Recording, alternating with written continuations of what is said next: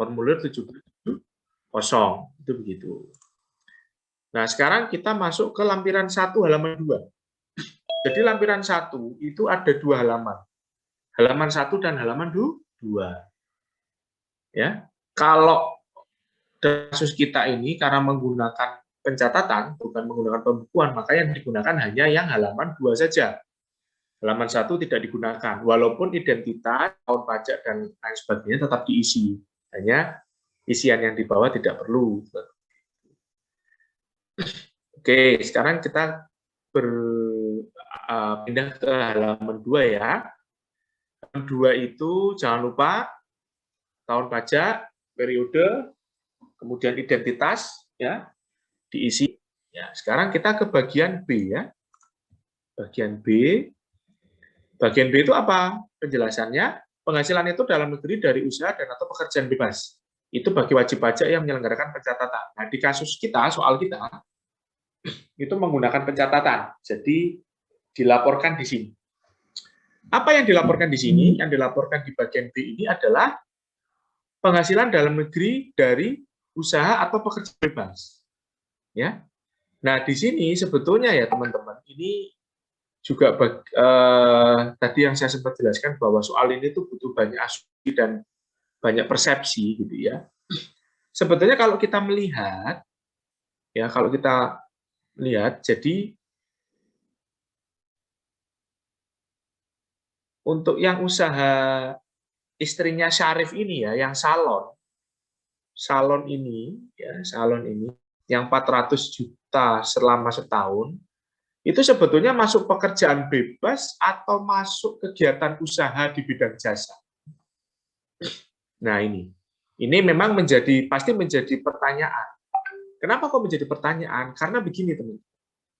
Jadi sejak tahun 2013 ya, sampai sekarang itu ada ketentuan mengenai, kalau yang teman-teman sering dengar secara umum itu, pajak atas UMKM.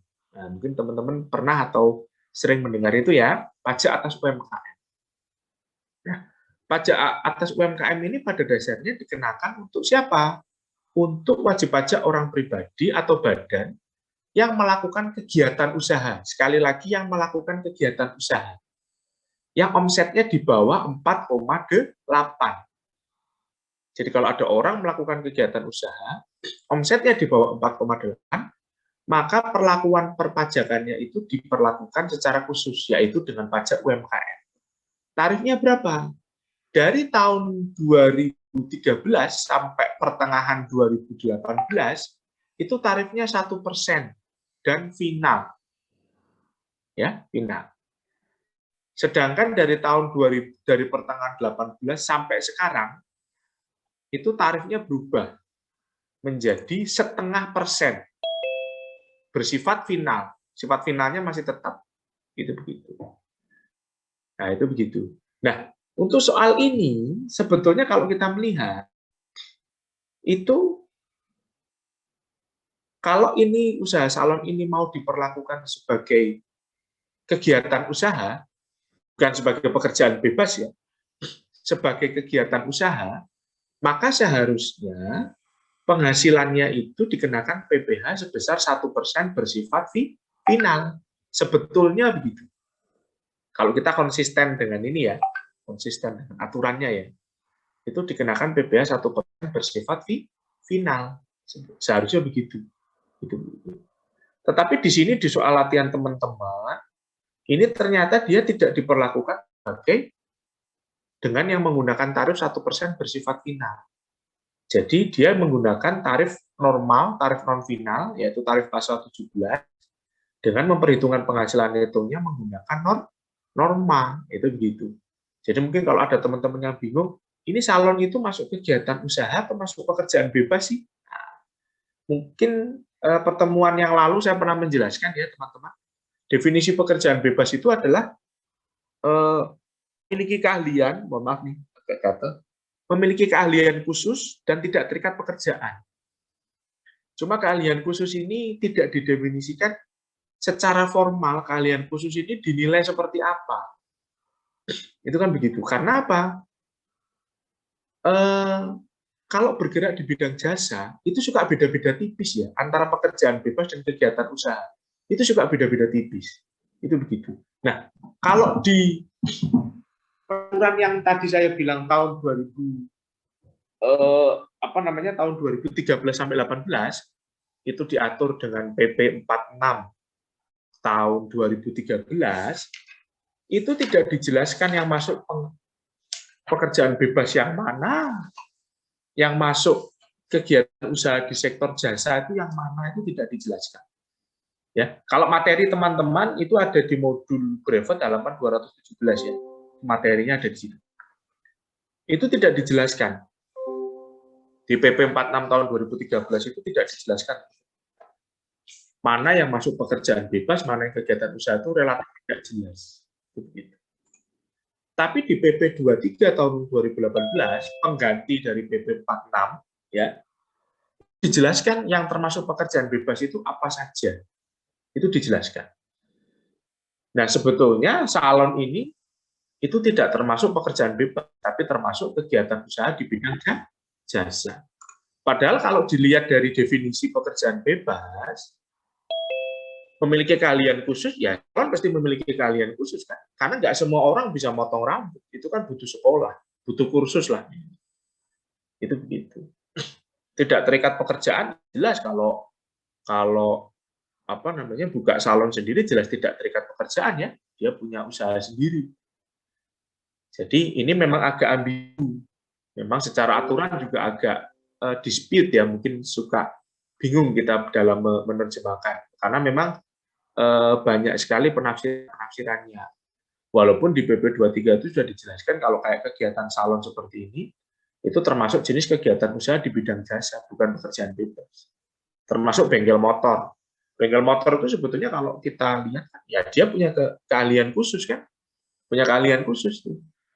Punya keahlian khusus. Tidak orang bisa buka bengkel motor, bukannya bener motornya malah amburadul. Nanti terima bongkar, tidak terima pasang, nanti kan gitu iklan, kan kacau. Nah itu gitu. Jadi cuma di PP 23 tahun 2018, usaha-usaha seperti salon, bengkel motor itu masuk dikategorikan sebagai kegiatan usaha di bidang jasa. Agak sedikit multi tafsir memang ya, karena tidak istilahnya tidak ditekankan secara jelas. Definisi-definisinya itu tidak ditekankan secara jelas. Nah, oke. Itu nanti akan saya sempurnakan di soal ujian, supaya teman-teman tidak tafsir. Ya. Nanti akan saya ganti, kalau di sini kan salon ya, nanti saya ganti yang murni pekerjaan bebas. Misalnya, nanti saya ganti dengan konsultan. Nah, seperti itu murni pekerjaan bebas ya, konsultan pajak, konsultan keuangan itu murni pekerjaan bebas. Nah, itu nanti saya ganti. Nah, karena kita simulasinya seperti ini, maka ini asumsinya usaha salon di sini adalah usaha dari pekerjaan bebas. Itu begitu ya, teman-teman ya. Oke, berarti usaha istrinya, nah ini karena Hasma, istrinya Syarif itu NPWP-nya jadi satu sama suami, ya, maka perhitungannya dan pelaporannya pun menjadi satu. Perhitungan dan pelaporan perpajakannya pun menjadi satu. Undang-undang pajak melihatnya satu keluarga itu dianggap sebagai satu kesatuan. Berarti semua penghasilan yang diterima anggota keluarga tersebut dilaporkan di SPT yang sama dalam hal ini ya. Nah, berapa penghasilan dari usaha salonnya Hasma? Selama 1 tahun itu 400 juta. Selama satu tahun 400 juta. Itu tidak dijelaskan per bulannya berapa. Harusnya kalau secara praktek, secara aturan itu nanti dibuatkan daftar per bulannya. Totalnya kan 400 juta. Nah, itu dibuatkan daftar per bulannya. Berapa sebetulnya? Januari berapa, Februari berapa, sampai 1 tahun itu dibuatkan daftar per bulan. Nah, tapi di sini karena tidak ada daftar per bulannya, ya sudah. Kita tidak perlu bikin daftar per bulan. Nah, ini cara mengisinya seperti ini, teman-teman. Ini saya highlight hijau, ya. Cara mengisinya seperti ini. Ya, cara mengisinya seperti ini. Ya. Tidak perlu ditulis RP 400 juta, tidak perlu. Karena tadi salon ini kita anggap apa namanya, kita boleh kita anggap jasa, boleh kita anggap pekerjaan bebas ya. Karena tadi kita asumsinya pekerjaan bebas, maka ini kita tulis di bagian pekerjaan bebas ya, salon ya. Nah, seperti ini. Seperti ini ya. Nah, seperti ini. Salon, pekerjaan bebas, misalnya begitu. Jadi peredaran usahanya, peredaran brutonya 400, ditulis seperti ini, 400 juta. Cukup 400 juta saja, nggak perlu RP berapa. Normanya juga begitu, cukup ditulis 30, nggak perlu pakai persen. Ya. Kemudian di penghasilan netonya itu adalah perkalian. Jadi 400 juta dikalikan 30%, menjadi 120 juta. Sehingga penghasilan netonya nanti akan diperhitungkan untuk menghitung penghasilan kena pajak, bukan dari 400 jutanya, tapi dari 120 juta. Sampai sini teman-teman ada yang mau tanya?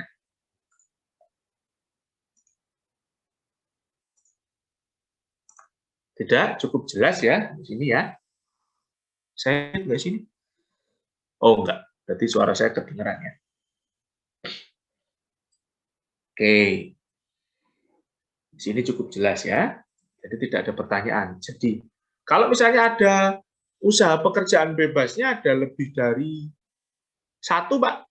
Misalnya buka konsultan pajak sekaligus menjadi apa namanya, notaris, Pak, misalnya, di mana normanya beda-beda, Pak. Itu bagaimana, Pak?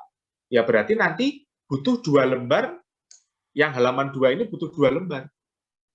Ya, lembar pertama untuk pekerjaan bebas 1, lembar kedua untuk pekerjaan bebas yang lain. Kalau normanya berbeda, kalau normanya sama ya boleh dijadikan satu. Tapi kalau normanya berbeda ya harus dipisah-pisah seperti itu.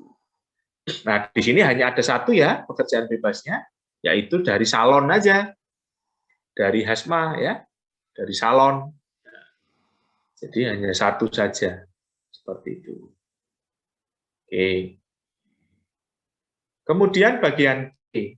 Bagian C ini adalah penghasilan itu dalam negeri sehubungan dengan pekerjaan. Berarti di sini diisi ya penghasilan Syarif yang dari IAI dan penghasilan Hasma yang dari OJK. Nah, itu seperti itu. Tinggal dipindahkan. Di sini baik OJK maupun IAI-nya tidak dijelaskan berapa NPWP-nya ya. Jadi tidak perlu dicantumkan seperti itu. Nah, jadi seperti itu. Penghasilan brutonya ditulis penghasilan brutonya berapa, pengurangan penghasilan brutonya berapa, penghasilan neto itu ya penghasilan bruto dikurangi pengurang penghasilan bruto atau biaya. Seperti itu. Nah, ini tata cara pengisiannya seperti ini. Jangan lupa dijumlah ya. Jumlah bagian C. Sampai sini ada yang mau bertanya?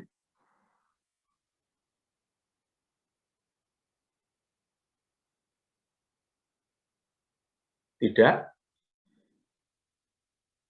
Oke, kalau enggak,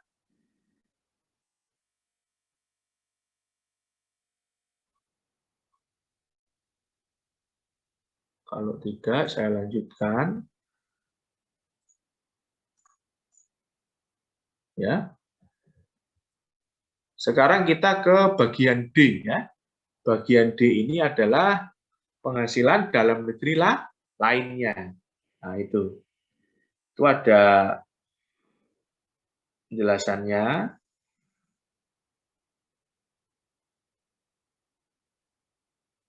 Penghasilan dalam negeri lainnya. Ada bunga, ada royalti, ada sewa, ada penghargaan dan hadiah, ada keuntungan dari penjualan atau pengalihan harta, dan ada penghasilan lainnya. Nah, di contoh kita itu, penghasilan dalam negeri lainnya itu hanya ada satu ya, yaitu sewa mobil. Kemarin ada yang menanyakan, kalau sewa masuknya ke lampiran 3 atau lampiran 1 halaman 2, Pak? Kalau sewa rumah atau tanah, ya, sewa rumah atau sewa tanah, itu masuknya ke lampiran 3, karena itu pengenaan PPh-nya bersifat final. Tapi sewa selainnya rumah atau tanah dan bangunan, itu masuknya di halaman lampiran 1, halaman 2 ini. Karena itu tarifnya bukan final. Itu seperti itu. Bisa sewa apa? Sewa, kalau ini sewa mobil ya, bisa sewa motor, bisa sewa peralatan segala macam ya. Sewa peralatan itu masuknya bukan final ya. Itu bukan final. Kalau di sini hanya ada itu saja. Nah, itu gitu. Kemudian di situ juga ada bunga. Itu juga bunga bukan final. Bunga yang bersifat final itu bunga kalau diberikan oleh lembaga keuangan seperti bank. Tapi kalau diberikan bukan oleh lembaga keuangan, itu bunganya bersifat tidak final. Ini yang dalam negeri ya. Jadi misalnya ada si A meminjamkan uang kepada si B, kemudian si B-nya, si A-nya mengenakan bunga, ya, ya seperti rentenir lah misalnya, gampangnya seperti itu. Nah itu berarti penghasilan bunganya dilaporkan di sini. Royalti ya royalti yang diterima dari dalam negeri. Kemudian penghargaan dan hadiah itu juga dimasukkan di sini. Kecuali hadiah undian ya teman-teman ya. Kecuali hadiah undian. Jadi tadi di lampiran 3 kan juga ada tuh hadiah undian. Kalau hadiah undian itu pemotongannya bersifat final. Tapi kalau hadiah selain undian, itu pemotongannya bersifat tidak final. Contoh hadiah selain undian itu apa? Ada yang tahu? Contoh hadiah selain undian?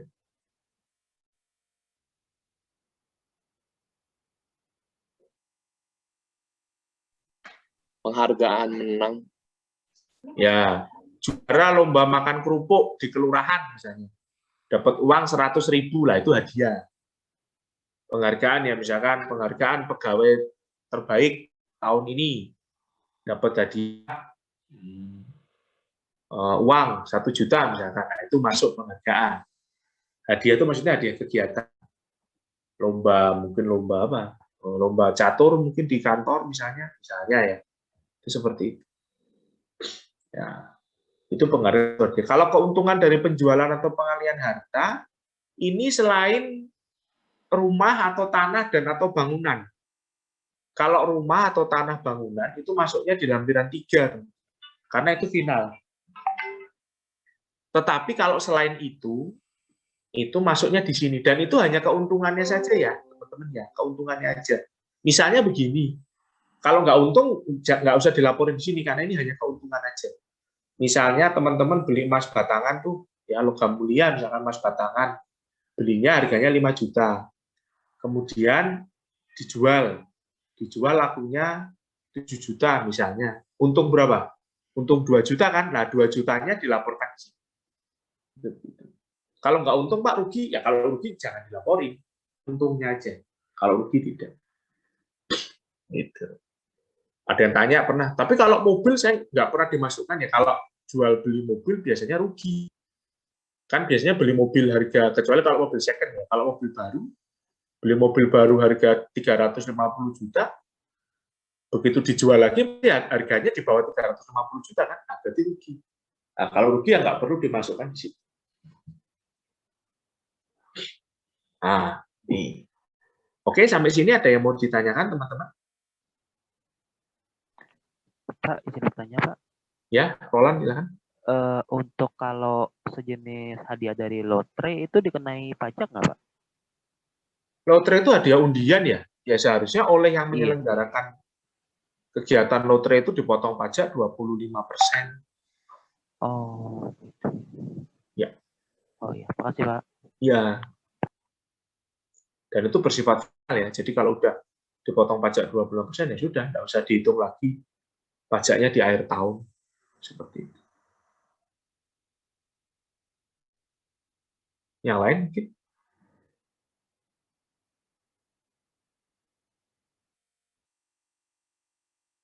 Tidak ada? Oke.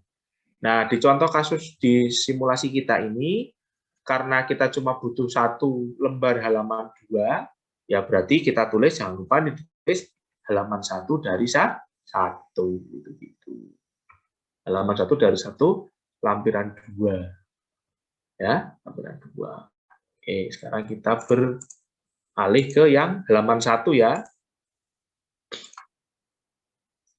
Nah, halaman 1 ini digunakan kalau wajib pajak penghasilannya dari usaha atau dari pekerjaan bebas, tetapi yang menyelenggarakan pembukuan.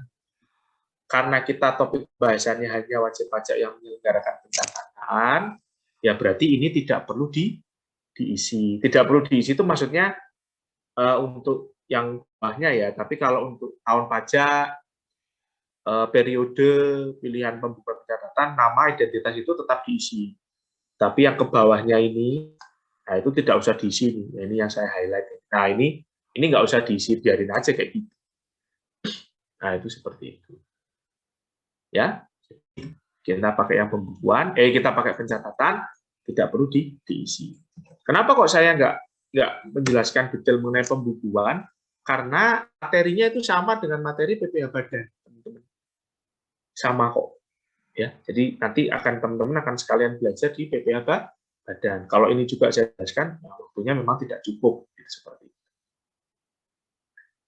Oke, kalau tidak ada pertanyaan lebih lanjut, ini mudah ya, satu ini. Kita lanjutkan ke induk. Nah, ini namanya induk SPT.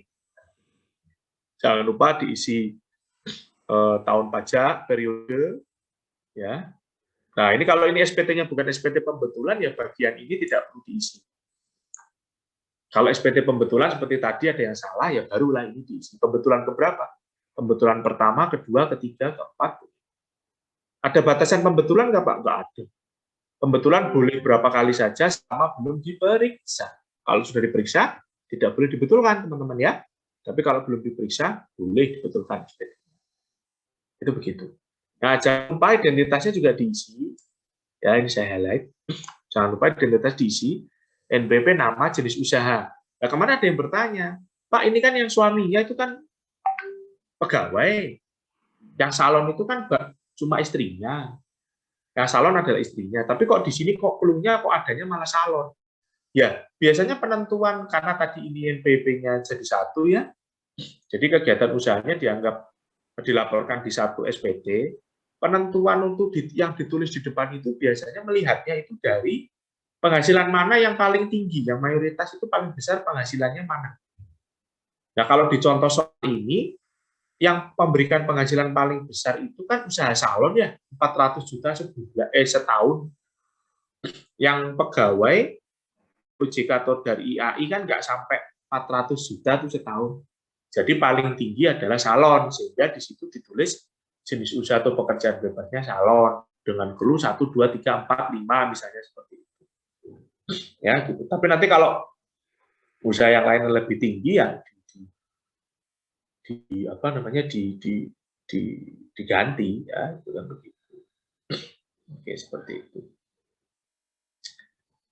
Oke, teman-teman, ada lagi yang kalau ada yang mau bertanya, nomor telepon diisi kalau ada nomor telepon.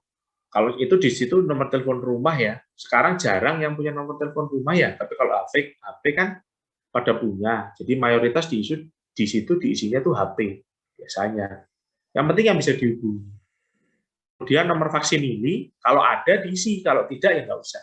Itu seperti itu. Nah, status kewajiban perpajakan suami, karena ini NPWP suami dan istri itu sama, jadi satu, maka status kewajiban perpajakannya kakak. Kakak atau kepala keluarga. Itu begitu. Itu istilah pajakannya gitu, kepala keluarga atau kakak. Karena NPWP-nya jadi satu. Kalau NPWP-nya pisah ya baru selainnya kakak. Ya kalau sudah berarti HB, kalau itu pisah harta berarti ada perjanjian pisah harta, ya berarti PH. Kalau tidak ada perjanjian pisah harta, tetapi ada surat pernyataan memilih NPWP masing-masing, ya berarti nanti pilihannya MT. Nah, kalau pilihannya PH atau MT, maka yang di bawah ini, ya ini yang di bawah ini, saya kasih warna hijau inilah. Nah, yang di bawah ini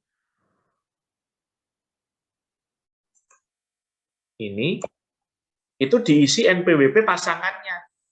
Jadi kalau di sini misalnya Syarif dan Hasma NPWP-nya berbeda, maka yang di kolom NPWP suami atau istri itu diisi NPWP pasangannya. Berarti kalau ini SPT-nya Syarif, ya berarti diisi NPWP-nya Hasma. Yang di bawah ini ya, yang di bawah ini nih. Diisi NPWP-nya Hasma, itu seperti itu. Nah, itu seperti itu. Kalau nanti lapornya di SPT-nya Haspa, berarti yang di bawah itu diisi NPWP-nya Syarif, itu contohnya. Tapi itu untuk kasus yang NPWP istri dan suami berbeda. Kalau di kita kan kasusnya NPWP-nya sama, jadi ya tidak perlu diisi. Seperti itu. Sampai ini ada yang mau bertanya?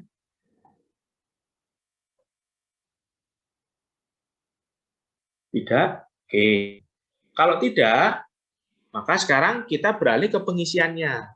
Pertama bagian A, yaitu pengisian penghasilan neto. Nah, ini sebetulnya hanya tinggal memindahkan angka-angka yang ada di lampiran itu tadi ke formulir induk. Misalnya nomor 1, penghasilan neto dalam negeri dari usaha atau pekerjaan bebas. Ya, itu petunjuknya di bawah itu, di dalam kurung itu, diisi dari jumlah formulir 1770, halaman 1, ya, jumlah bagian A, atau formulir 1770, lampiran 1 halaman 2, jumlah bagian B kolom 5. Nah, karena kita menggunakan catatan, maka kita mengambilnya dari yang lampiran 1 halaman 2, jumlah B kolom 5. Jadi tadi pekerjaan jalan itu dari pekerjaan bebas, dari salon tadi, sebesar 120 ya. Ini kan di sini 120 nih. Nah, ini kan 120. Nah, ini tinggal dipindahkan ke induk SPT. Di sini 120. Kemudian nomor 2, penghasilan itu dalam negeri sehubungan pekerjaan. Itu juga sudah ada petunjuknya. Itu halaman lampiran 1, halaman 2, jumlah bagian C. Jumlah bagian C itu yang A. Oh, yang berarti yang bawahnya. Jumlah penghasilan netonya 188, 844, 400 dipindah ke depan. Itu gini. Kemudian penghasilan neto dalam negeri lainnya. Ya. Penghasilan neto dalam negeri lainnya. Itu diisi apa? Diisi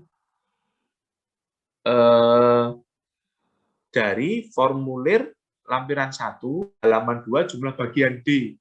Nah, ini jumlah bagian D itu yang mana? Sewa ya. Nah, sewa apa tadi? Sewa mobil 10 juta. Nah, ini. Itu tinggal dipindahkan ke induk. Seperti itu. Nah, yang terakhir adalah penghasilan royalti dari luar negeri tadi, dari Belanda. Jumlahnya 100 juta. Itu dimasukkan ke situ.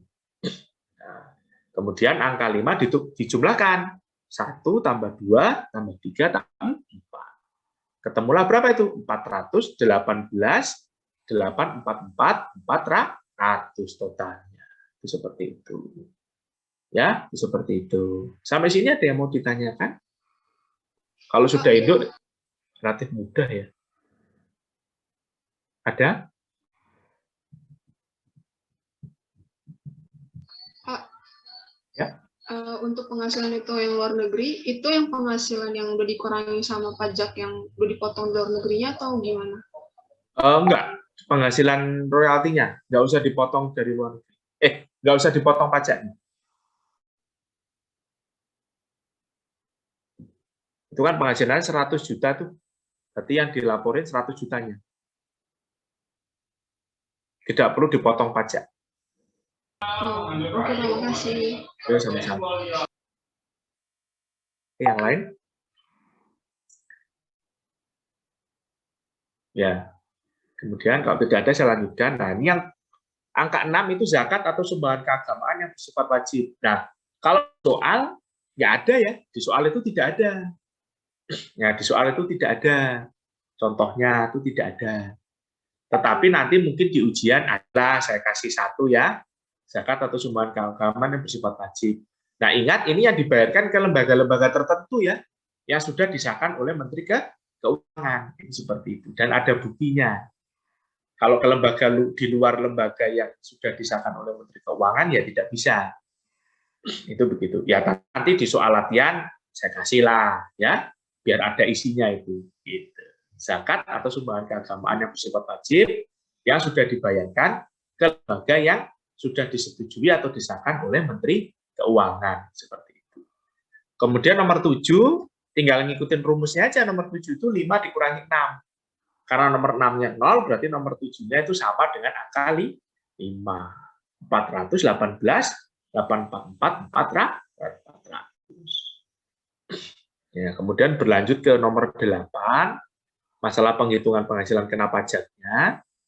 Nomor 8, kompensasi kerugian. Nah, teman-teman, kompensasi kerugian itu diisi kalau wajib pajaknya menggunakan pembukuan ya. Karena kalau wajib pajaknya tidak menggunakan pembukuan itu tidak ada kompensasi kerugian. Nah, di kasus kita wajib pajaknya menggunakan pencatatan, jadi tidak ada kompensasi kerugiannya itu tidak ada. Di 0. Nah, terus ke angka 9, rumusnya adalah 7 dikurangi 8, jadi masih tetap 418, 844, 400. Itu begitu. Nah, tinggal apa nih? Tinggal PTKP ya, nomor 10 PTKP. PTKP-nya adalah KI1 ya. Tadi tanggungannya kan hanya 1. K itu berarti syarifnya menikah. Berarti 54 juta ditambah 4.500.000.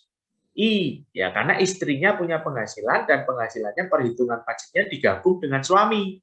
Jadi ketambahan lagi 54 juta. Ya, kemudian tanggungannya 1 ditambah 4.500.000 lagi. Berarti 100 berapa? 108 ditambah 9. Totalnya berarti PTKP-nya 117 juta. Seperti itu. Sama sesuai dengan yang modul. Ya. Penghasilan kena pajaknya berapa? Ya tinggal dikurangi aja. 9 dikurangi 10. Sudah ada petunjuknya. 400 dikurangi 117 juta. Ketemulah berapa? Ketemulah 301.844.400.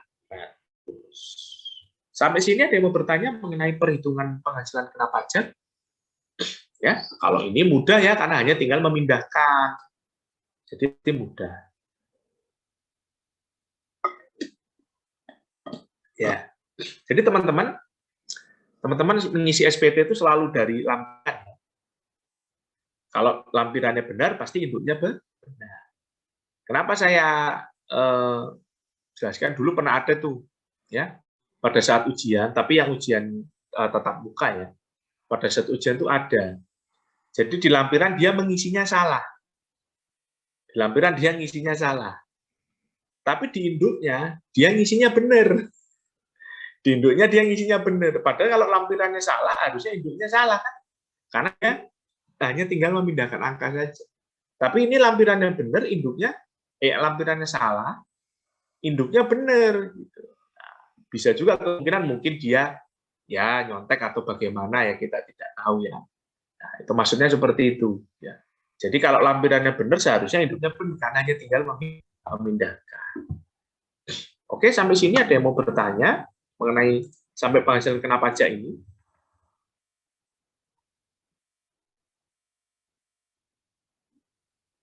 Kalau tidak, nah kita lanjutkan ke mana? Kita lanjutkan ke perhitungan PPh terutang.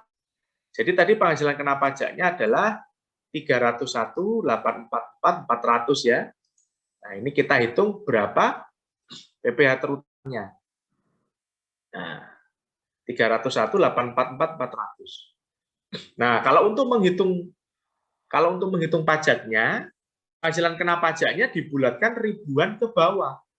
Jadi tadi dari 301.844.400 dibulatkan ribuan ke bawah menjadi berapa?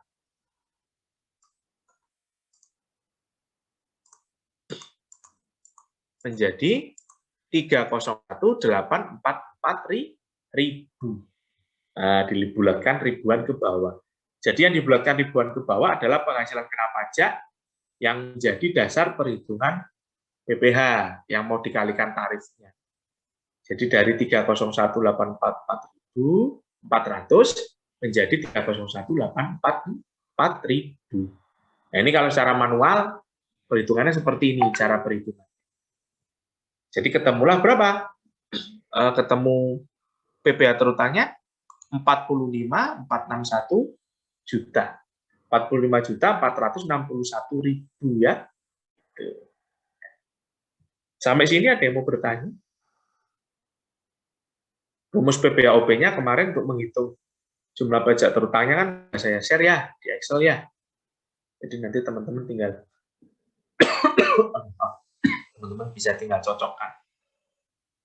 Itu seperti itu. Jadi angka 12 itu adalah PPh terutang. Kemudian angka 13 diisi apa? Angka 13 diisi pengembalian atau pengurangan PPh pasal 24 yang telah dikreditkan. Jadi ini berkaitan dengan apa? Pengembalian atau pengurangan PPh pasal 24 di luar negeri. Nah, itu kalau sudah di luar negeri, kalau ada kelebihan bayar misalkan di luar negeri ya, itu kelebihannya sudah dikreditkan. Nah, itu. Tapi kalau di soal kan tidak ada ya, jadi itu. Nah, jumlah PPh terutangnya angka 14 itu rumusnya adalah 12 tambah 13. Jadi 45.461.000 itu adalah PPh terutang. Sampai sini ada mau bertanya? Ya.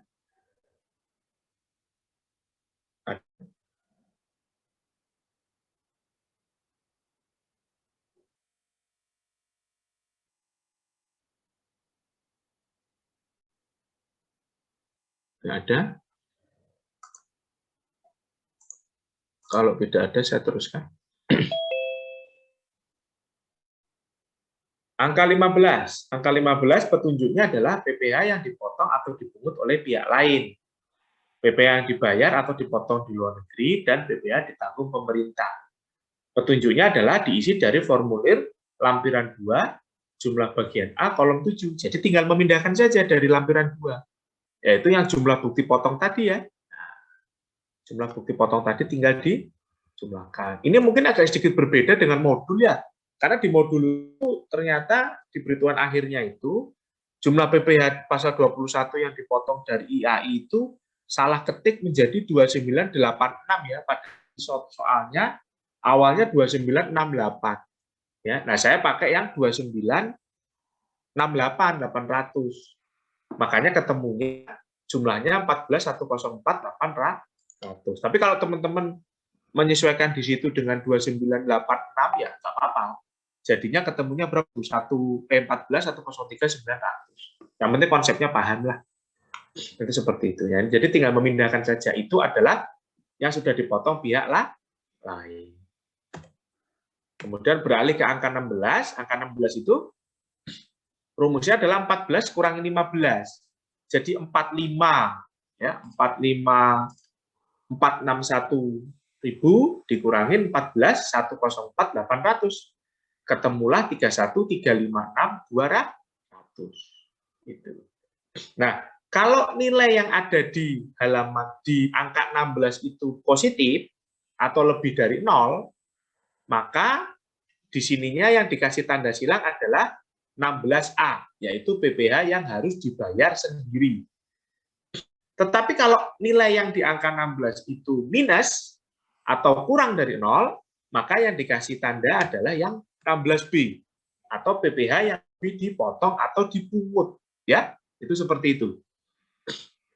Seperti itu. Karena di sini nilainya positif di atas 0, maka yang dikasih tanda X atau tanda silang adalah 16A ya, PPh yang harus dibayar sendiri itu ini.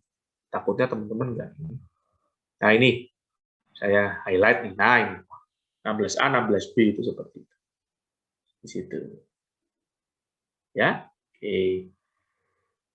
Nah, kemudian 17A itu PPh pasal 25 bulanan. Jadi setiap bulan kalau wajib pajaknya sudah nyicil bayar, PPh pasal 25 itu dicantumkan di situ. Kalau di soal itu setiap bulannya PPh pasal 25 totalnya kalau di total setahun, jadi dari Januari sampai Desember 2018, PPh pasal 25-nya itu kalau di total 20 juta. Ditulis di situ. Kemudian yang 17B itu ada STP PPh pasal 25, tapi ada warningnya, yaitu teman-teman hati-hati ya, hanya pokok pajak.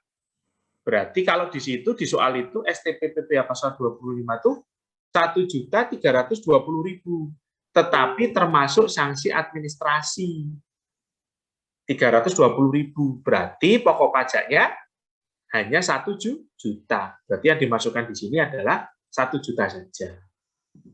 Ya, 18 itu dijumlahkan ya, 17A tambah 17B itu diisikan di nomor 18.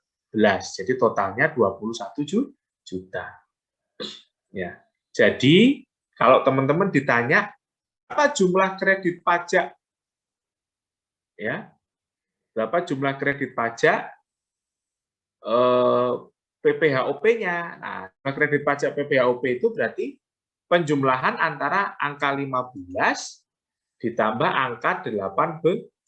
Itu adalah jawaban mengenai kredit pajak PPHOP. Terdiri dari bukti potong dan pembayaran sendiri serta STP, tapi hanya yang pokok pajak saja. Seperti itu.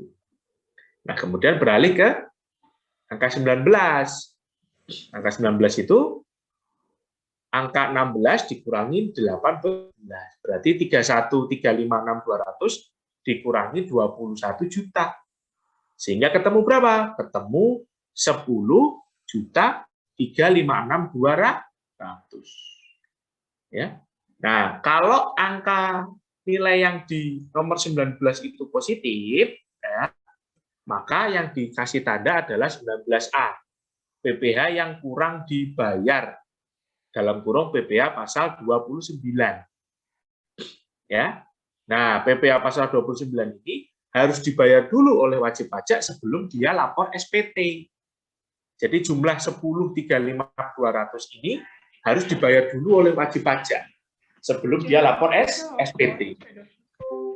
Itu seperti itu. Ada yang mau bertanya? Tidak? Oh, tadi kepencet mungkin ya. Nah, itu seperti itu. Tapi kalau nilai di angka 19 itu nilainya minus atau di bawah 0, berarti itu yang dikasih tanda adalah yang 19B atau PPh yang lebih dibayar. Dalam kurung PPh pasal 28A. Nah, kalau lebih dibayar, itu dikasih pilihan ya teman-teman ini ya. Supaya teman-teman nggak bingung, saya highlight. Kasih pilihan.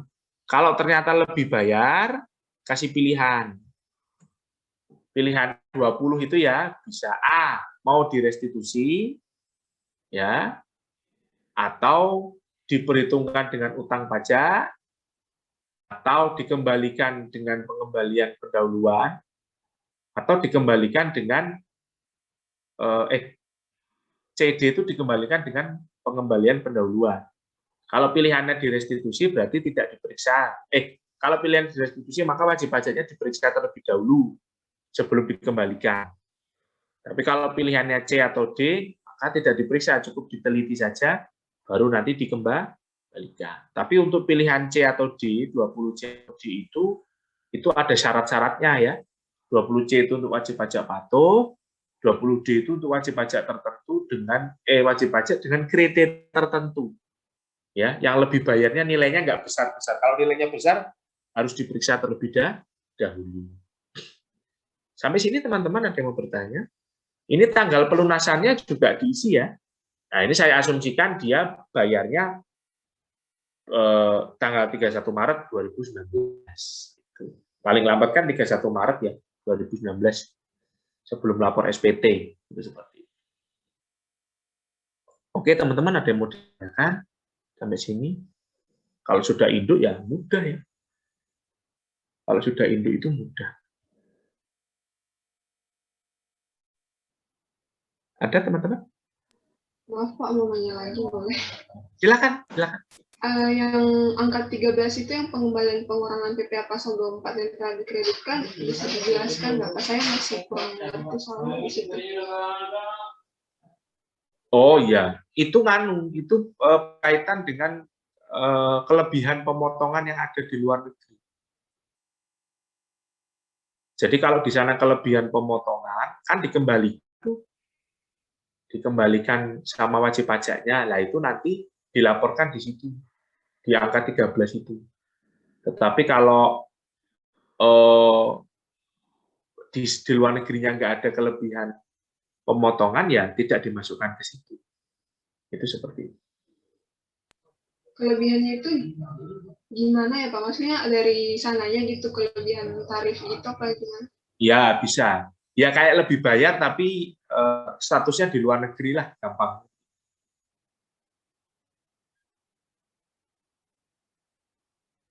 Oke, Pak. Makasih, Pak. Ya, sama-sama. Itu lebih banyak dibahas nanti di pajak internasional ya sebetulnya ya. Makanya di soal ini kan nilainya nggak ada tuh, nol. Seperti itu. Yang lain mungkin?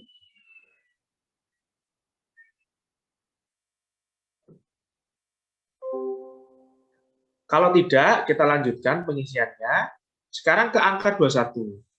Nah, angka 21 itu tulisannya adalah angsuran PPh pasal 25 tahun pajak berikutnya. Nah, itu berdasarkan bagaimana?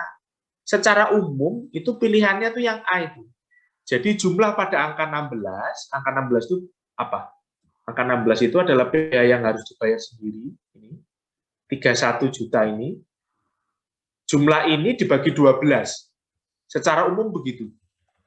Jumlah ini dibagi 12. Jadi ketemulah itu 2613017. Jadi nanti setelah lapor SPT tahunan yang ini, wajib pajaknya setiap bulan itu harus setor 2.613.017 rupiah. Itu untuk tahun pajak berapa berarti? Untuk tahun pajak setelah tahun pajak 2018, yaitu 2019. Ya, jadi kan wajib pajaknya lapor SPT 31 Maret 2019. Maka sejak April 2019 wajib pajaknya nanti lapor bulanannya bayar bulanannya itu sebesar itu 2.613.017 rupiah. Nah, itu nanti setoran yang bulanan itu dikumpulkan jadi satu, nanti digunakan untuk apa? Digunakan untuk kredit pajak di tahun pajak 2019-nya tahun berikutnya. Itu seperti itu. Itu cara mudahnya itu angka 16 dibagi 12. Jadi jumlah yang ada di angka 16 bagi 12. Ketemulah 2.613.017 itu tadi. Itu seperti itu. Nah, kemudian berikutnya adalah lampiran-lampirannya. Nah, ini lampiran-lampirannya. Lampiran-lampirannya juga teman-teman jangan lupa ya mengisi ya. Ya, contohnya nih A, contoh lampiran tuh ini ya. A misalnya. Nah, gitu. A, surat kuasa khusus bila dikuasakan.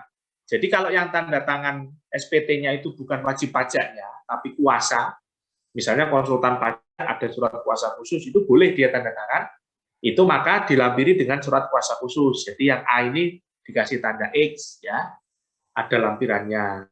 Kemudian SSP lembar ketiga PPh pasal 29. Nah, karena kan tadi kurang bayar ya, kurang bayar berapa? 10 juta itu kan? Kurang bayarnya 10 juta, berarti dia harus bayar dulu sebelum lapor, maka ini ada lampirannya. Nah, lampiran harus ada disetor dulu kan, nah ini dilampirkan di sini. Seperti itu, SSP lembar ketiga PPh pasal 29. Kemudian apalagi? Yang C, ya yang C itu apa? Neraca atau laporan laba rugi, yaitu kalau pembukuan. Kalau pencatatan berarti rekapitulasi bulanan peredaran bruto, itu juga harus dilampirkan. Jadi rekapitulasi bulanan peredaran bruto Januari berapa? Yang salon itu tadi itu totalnya 400 juta itu bulanannya berapa itu dilampirkan. Nah kalau di sini contohnya nggak ada bulanannya ya, nggak ada bulanannya, berarti yang usah teman-teman buat cukup dikasih tanda silang di sini. Tapi nanti di soal ujian saya buat bulanannya saja, jadi biar teman-teman nanti bisa lampirkan. Kemudian bukti perhitungan kompensasi kerugian, nah itu nggak usah ya, karena kan ini tidak pembukuan. Kemudian yang bukti pemotongan atau pemungutan oleh pihak lain, berarti tadi bukti potong pasal 23, bukti potong dari 24, nah itu dilampirkan juga. Kemudian formulir 1721A1 itu berarti dari OJK dan IAI, itu juga dilampirkan. Karena ada 2 lembar, ya gini ditulis 2 lembar. Nah, ini seperti ini. 2 lembar seperti ini. Nah, seperti itu. Contohnya seperti itu. Nah, yang lainnya kalau memang ada, ya dikasih tanda silang. Kalau tidak ada, ya tidak ada. Nah, yang di bawah, jangan lupa teman-teman. Nah, ini yang teman-teman sering lupa juga. Yang bawah ini lupa nggak diisi. Jadi dicentang yang tanda tangan siapa? Kalau yang tanda tangan wajib pajak ya wajib pajak. Tanggalnya tanggal lapor 31 Maret 2019 misalnya. Nama, NPWP. Nah, jangan lupa di kolom tanda tangan ini juga ditanda tangan ya. Kalau pakai Excel gini ya tulis aja TTD gitu kan. Tapi nanti kalau tulis tangan ya teman-teman tanda tangan. Ya tanda tangannya asal juga nggak apa, yang penting ada tanda tangan. Nah, nanti kalau ketika lapor SPT juga begitu. Kalau bikin SPT-nya pakai Excel, di print ya sebelum dilaporkan tanda tangan. Itu begitu. Kecuali kalau lapornya pakai DJP online ya, e-filing seperti itu nggak perlu ditanda tangan.